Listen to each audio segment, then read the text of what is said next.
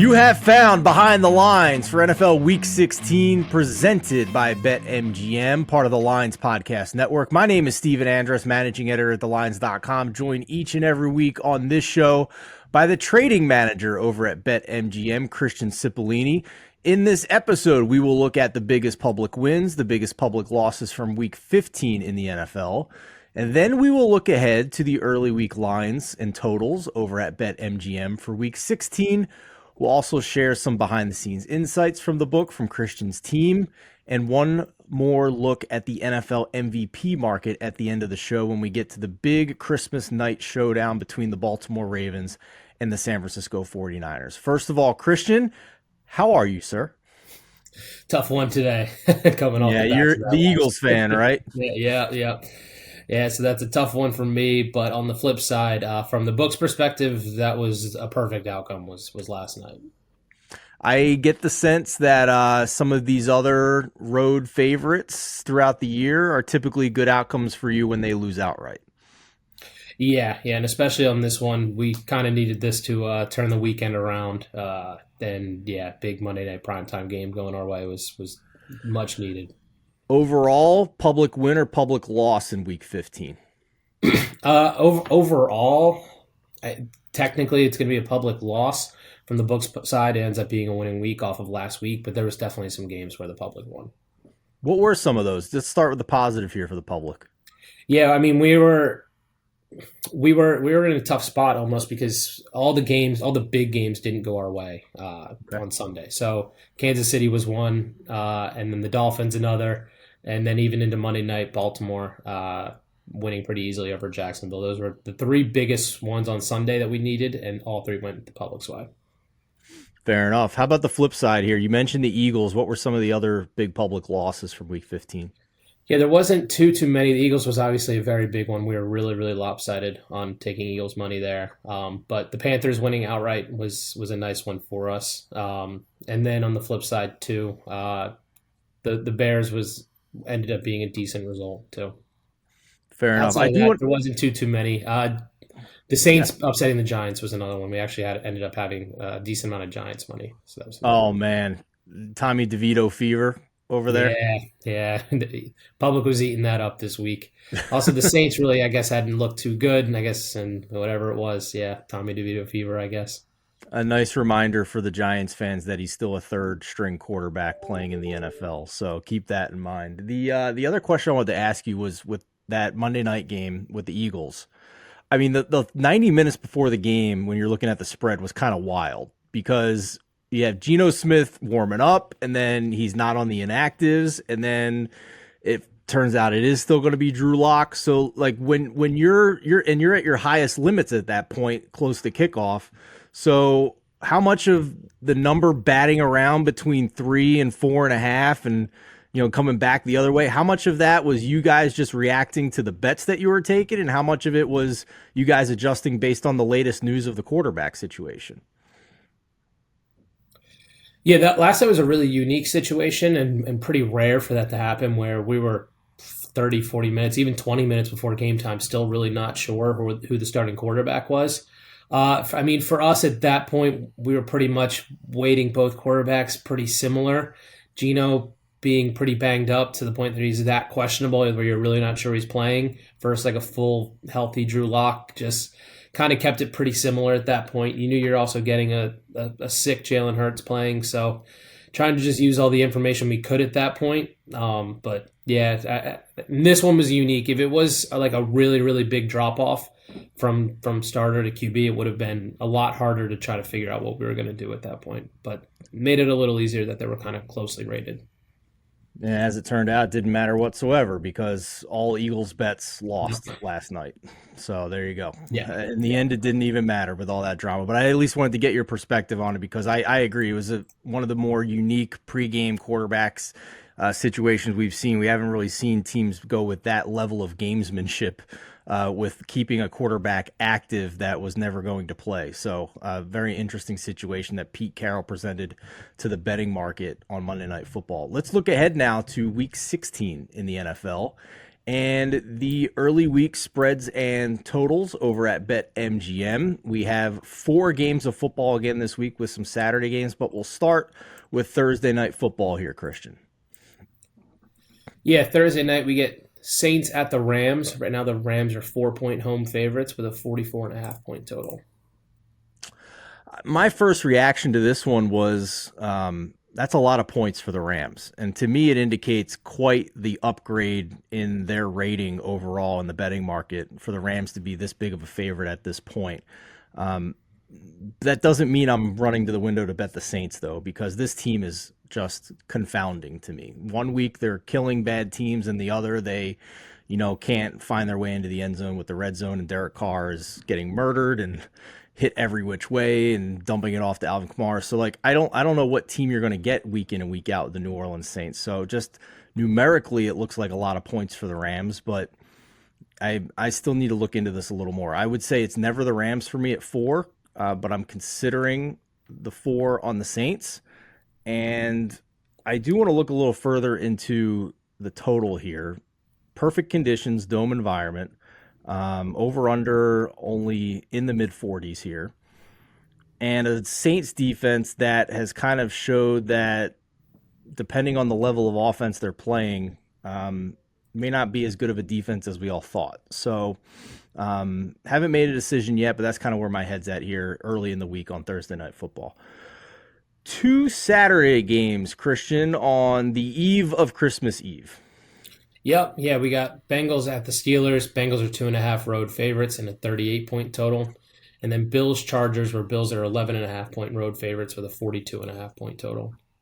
And just a programming note for everybody, even though last week's games on Saturday were on NFL Network, the first game this Saturday, the Bengals-Steelers game, will be on NBC, and then the late game is exclusively on Peacock. So sorry, you're going to have to subscribe to yet another streaming service to watch the NFL this week. So keep that in mind for Week 16. Don't have much to add here other than just a quick follow-up here on the Bills-Chargers spread, Christian.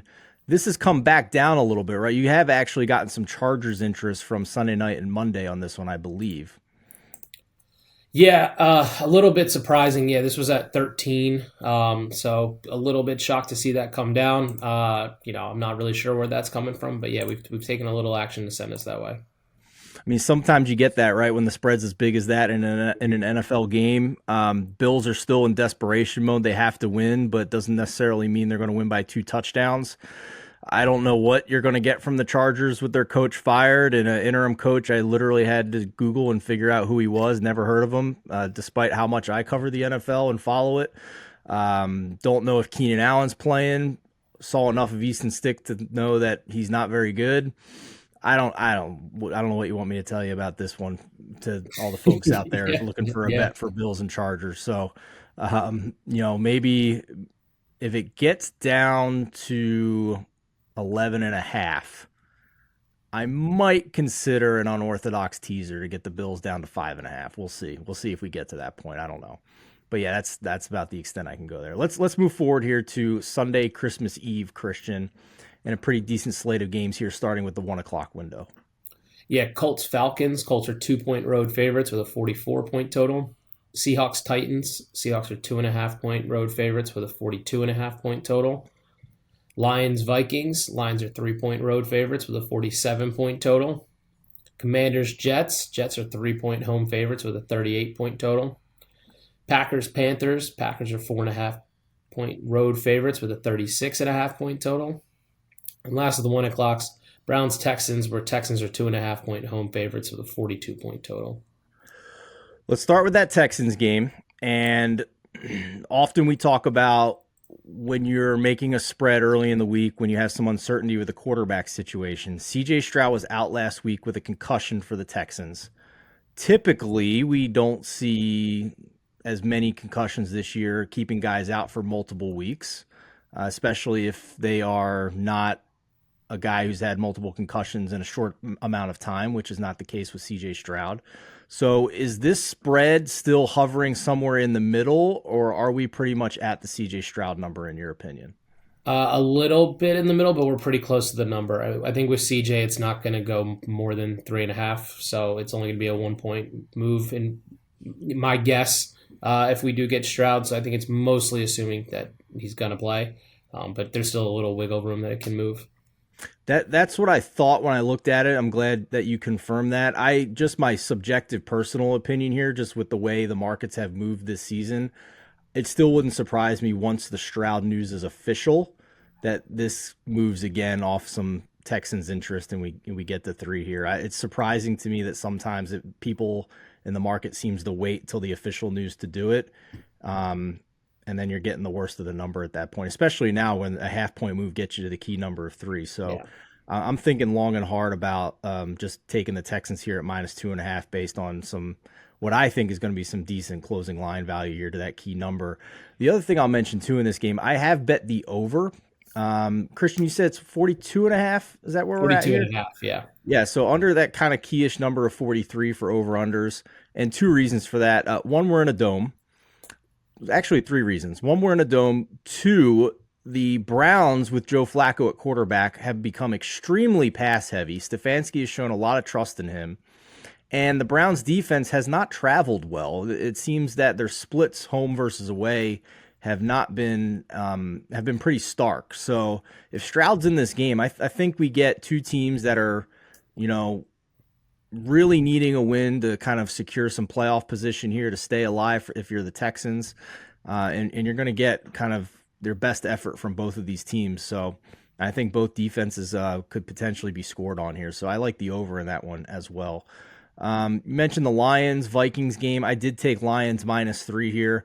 Really just kind of selling high the Vikings off of that game they had on Saturday.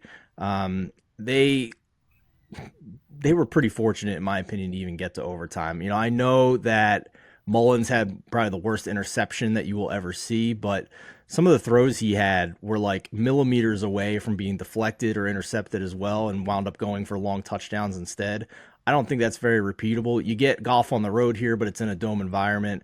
I think the Lions have figured things out here. I'm happy to take the Lions here against Nick Mullins, who I thought was pretty fortunate to not have just a catastrophe of a game against the Bengals, against a bad defense of the Bengals as well. Seattle Seahawks, Christian, on the road against Tennessee. Same question with the quarterbacks here. It seemed like Geno was, and maybe it was totally all gamesmanship, but are we in between here on this number as well, whether Geno's going to play or whether it's another Drew Lock game? This is assuming that Geno plays. Same thing. Maybe there's a chance it goes to 3 when we get the official news, but this is pretty much, the assumption. If he was that close on Monday night, you'd assume he'd be back. Good to know. Good to know. Last question for you in this window. Colts, Falcons. We get the news that Taylor Heineke is starting for the Falcons. Any difference for you guys at the book when it's Ritter versus Heineke? No, there was really not much of a change. A lot of that just stems from their offense. Doesn't really seem to matter which quarterback is in. They don't use their skill players. Yeah, well, you sound like every fantasy football player who had Bijan Robinson and got knocked out of the playoffs this past week. We feel for you. I understand and I get it, and we need to get this man fired as quickly as possible. Art Smith needs to go just for all of our mental health and well-being moving forward, including you Falcons fans. We hear you and we get it, and we're sorry. All right, let's move ahead out to the late window on Sunday on Christmas Eve here, Christian. Early week spreads and totals at BetMGM. Yeah, Jags, Bucks. Right now we had this as a pick'em with a 43-point total. Cardinals, Bears. Bears are 4.5-point home favorites with a 44.5-point total. The big one in the 4 o'clock window is Cowboys, Dolphins, where Dolphins are 1.5-point home favorites with a 51-point total. Let's start with that big game between the Cowboys and the Dolphins. We've already been talking about how you guys will sometimes set a number in the middle if there's QB uncertainty. I'm curious if you will do the same when there's a player and a weapon of Tyreek Hill's caliber. Will you do the same with the spread of maybe put that in the middle a little bit? And is that the case here? This one will definitely move towards the Dolphins if we get Tyreek Hill's confirmed playing. I'd imagine for sure. This, to me, looks like it's almost factoring as if maybe there's some doubt that he'd be playing. That's just my guess of where this is.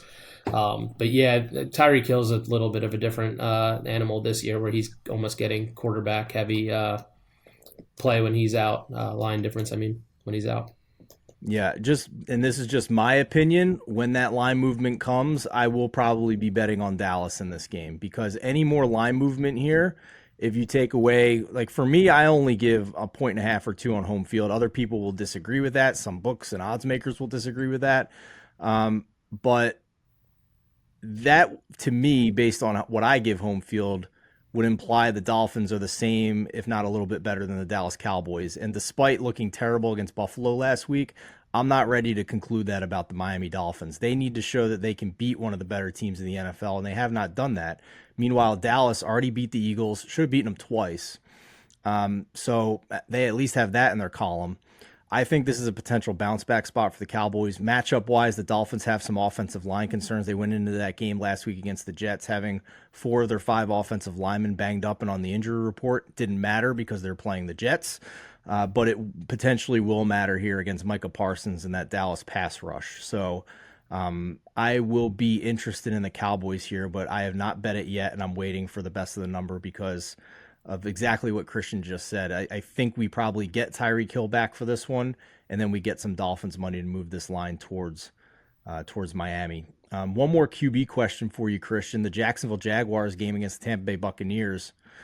This is not like the CJ Stroud situation where it's the second week off a concussion. This is the first week for Trevor Lawrence into a concussion protocol, which means we really have no idea if he's going to play or not. And I'm guessing we're smack dab in the middle here on this line. Yeah, and if anything, I'd actually say it's a little bit more towards the fact that Trevor Lawrence probably is less likely to play in this one, or it's reading out that way. It would definitely be the Jags. Jags would have definitely been favored had Trevor Lawrence been, cleared, good to go, no concussion. If he doesn't play, would you be surprised if this gets all the way to Bucks -3? I'd be surprised if it gets all the way to Bucks -3, yeah, but Bucks would certainly go back to being favored, but I think we'd just get under there, probably 2.5 is probably where it would end up. Man, that's going to make things really interesting in the AFC South if Lawrence doesn't play with what is currently a 3-way tie in the win-loss column between the Jags, Colts, and the Houston Texans. All right, Christian, let's move ahead now to Christmas. And Monday, we have a triple header of games starting with 1 o'clock. There's a 4:30 and also an 8:15 on Monday on Christmas. Yeah, we did skip Sunday night. Apologies. Yeah, let's do that first. Okay, yeah, I mean, it's not a great one. Patriots at the Broncos. Broncos are 6.5-point home favorites with a 34.5-point total, the lowest of the weekend. And then into the Christmas Day Monday, we have Raiders Chiefs at 1 o'clock. Chiefs are 10-point home favorites with a 41.5-point total. Giants at the Eagles. Eagles are 10.5-point home favorites with a 43-point total. And then the big one, Monday night, Ravens at the 49ers. 49ers are 5.5-point home favorites with a 46-point total. Yeah, maybe that's just my subconscious saying you really shouldn't be betting on Patriots and Broncos on Sunday night. Just enjoy Christmas Eve with your family and move on. But I will say that we're at 6.5 now. If this somehow gets to 7, I'm probably going to have to bet on the Patriots. There is some potential weather here, maybe a snow game in Denver. Go check out Mo Noir's weather report on thelines.com to get the latest on that. But 7 here would be a lot. I don't think the Patriots have quit yet, and I'm willing to back them in spreads like this where they're not facing a high-powered offense where they potentially can keep it close at least. So if you got the best of the number last week, you got a push with the Patriots losing by 10 to the Chiefs a week ago. Don't have much to add here for Raiders Chiefs. Raiders coming off just another worldly performance for them against a bad opponent. How much of that is really predictive when you face the Kansas City Chiefs? I don't think very much. So it's a big number for the Chiefs to cover here. So I'm curious at the rest of our staff. I'll be listening to our other shows to see if they're going to have any interest in Raiders and Chiefs. It would probably only be, I don't even want to say only Raiders because I hate betting teams when they have such a great performance and then, you're probably not getting a great price after they scored 63 points the week before. Giants and Eagles, waiting on the Eagles injury report, but despite the losing streak for the Eagles, we know that the Giants have trouble facing the higher echelon teams in their division and really even staying competitive. So, but this is not a price break for the Eagles whatsoever. This was 10.5 on the look ahead, and we're still sitting at 10.5. So I'm curious to see which way this line moves, if any. And lastly, with the Ravens and the 49ers, got to check the injury report for the 49ers. They had some guys banged up on the defensive side of the ball. Let's see if they get those guys back. If healthy, I would probably be interested in the 49ers here. I thought the Ravens were pretty fortunate to have a lot of mistakes from Jacksonville a week ago. They lose their great offensive weapon in Keaton Mitchell in the backfield, so now they're down to Gus Edwards and Justice Hill. So I'm curious what we get here in terms of the line. But if this starts moving towards 6 and I can still grab one of the 5 or 5.5s, I'm probably going to do that with the 49ers. And let's wrap up here, Christian, with a quick comment on the NFL MVP race. Right now, Brock Purdy has moved to favored over the field. It is minus money for Brock Purdy to win MVP. So my question to you is, they are currently 5-point favorites against the Baltimore Ravens. If he wins this game, is it already wrapped up in your mind? Yeah, most likely, and that's where the MVP market would sit. It just the 1 seed, and Brock has all the quarterback numbers. This is just usually the way it goes. So yeah, I'd imagine it's pretty much wrapped up. Especially if it's like Brock had a good passing game. If it's a McCaffrey, run game, maybe there's a chance that it could be a toss up between those two. But at this point, it's pretty much Brock's MVP to lose. Yeah, they have a 1-game lead over the Cowboys and the 49ers. I'm sorry, the Cowboys and the Eagles, but they have the head-to-head over the Cowboys and the Eagles. So it's really a game-and-a-half lead for the Niners. So even if they lose this game, they're still going to get the 1 seed, most likely, with how easy their schedule is the rest of the way. The real question I have for you, Christian, is if Lamar Jackson wins this game over Brock Purdy, are you of the belief that I think Lamar Jackson's going to move pretty high up the rankings board here, the odds board here. He might even become co-favorite type situation here because the Ravens will be the 1 seed in the AFC. But he doesn't have the numbers of these other quarterbacks like Brock and Dak Prescott or even Josh Allen. I'm safe. I feel like I'm safe in assuming Jalen Hurts is eliminated at this point. So I think it's a 4 quarterback race here. I don't think Christian McCaffrey's really in the mix here unless you get kind of like the weird situation where Purdy has like no touchdown passes and McCaffrey has like 3 touchdowns rushing in this game. Maybe that opens the door for him. But I think you're threading a needle there with Christian McCaffrey the rest of the way. So if Lamar Jackson upsets Brock Purdy on Christmas night, who is most likely to win MVP the rest of the way, in your opinion? Then it would get very, very interesting because the way that the vibe seems to be is that unless they don't really necessarily want to give it to Brock Purdy, but at this point, if he wins this game, there'd be no question. Yeah, what there choice? Would be they'd have no choice. If suddenly Lamar wins this game, they're the 1 seed. It'll make the voters have a lot of different questions, and I think Lamar would definitely have a shot at that point. And again, it would depend on how that game is played. If the 49ers get beat pretty good, then it would be tough for Brock Purdy to then get votes, and then it's really, really wide open. So it'll be interesting. I feel like at this point we're pretty much down to this game is actually going to be very significant for the MVP. If it is Lamar, maybe he's going to have a chance, but you're right. He doesn't have the full season numbers, so he's still going to be having to try to make his case through the rest of the season too. So this is my opinion of it. Listen, Brock's probably going to win. They're 5.5 point favorite. But if Brock loses and Lamar wins, I don't think Lamar just automatically coasts to the MVP at that point. No. I think what that does is open it up for the other guys. And for Lamar to still win it, in my opinion, because his numbers aren't anywhere near these other quarterbacks, I think Lamar needs to beat Brock, and I think Dak Prescott needs to lose to Miami or Detroit. And I think Josh Allen needs to lose to Miami and at the end of the season and not make the playoffs. I think Lamar needs all of those things to happen for him to win MVP with the stats that aren't anywhere near these other guys. So to me, the more likely situation, if Lamar upsets Brock, is that the door is still open for Dak Prescott because he has the numbers that are closest to Brock Purdy. And we've already heard people as highly touted as Peter King say that they don't need Brock Purdy or they don't need Dak Prescott to win the division for him to win MVP. And Dak still has 2 high-profile games left against Miami and Detroit. If he tears it up in those 2 games, then all might be forgotten of the Buffalo loss, especially if Brock Purdy takes an L against Baltimore. So, and we know that there's a bunch of people in the media who like Dak who would be clamoring to give it to him. So, and I don't, Christian, I think Josh Allen might still be a finalist too if he wins out. I'm just not sure he can win, but I think he might be a finalist if he wins out. Yeah, if they didn't lose some of those games early, he'd be up here too in the conversation. I think that's some of it. And then the point to Dak too. I mean, the Eagles losing last night. If they drop another one and then the Cowboys end up winning the division with that 2 seed, he'll with his numbers, he'd certainly have a chance. Say the Ravens win this week. Yeah, definitely. Yeah, and my last piece of advice for everybody, like looking at this market, and again, Brock wins, it's over, whatever, move on. But if Brock loses, your opinion, my opinion, Christian's opinion doesn't matter.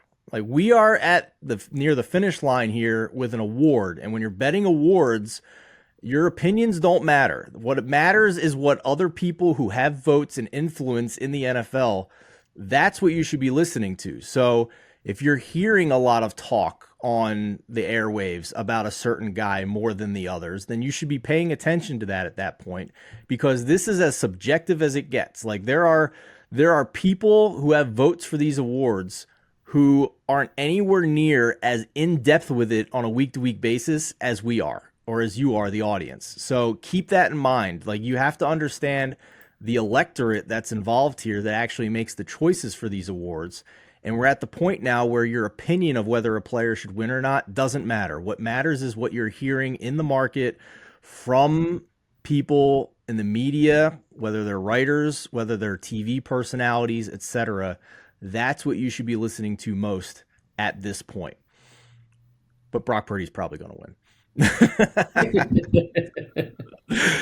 Anyway, Christian, as always, fantastic insight. Greatly appreciated each and every week. For the rest of you, be sure to check out The Lines US on YouTube if you're not already. If you're listening on the audio side, go over to The Lines US on YouTube. We're making a push towards 50,000 subscribers by the end of the football season. If we do, we are going to have a massive giveaway, so be sure to head over there.